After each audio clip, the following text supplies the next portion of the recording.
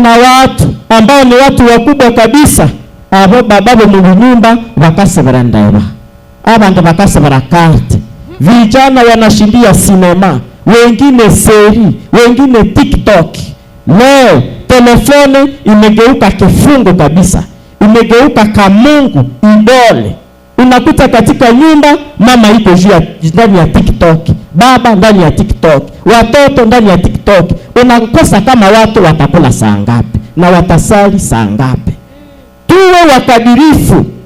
Hii mambo ya dunia imebomoa maisha ya watu, mpaka unyumba umebomoka, hata na eklesia imebomoka, jama imebomoka, jami imebomoka. Sababu gani? Sababu ya ukosefu wa ukadirifu. Tena mambo tunayoyaona kwa marezo sosio ya mingi na kuwaka ya bongo, na kuna wale ambao wamechukua bongo kuwa ukweli. Tuwe wataratibu. Petro anatuomba leo, si kwa bure.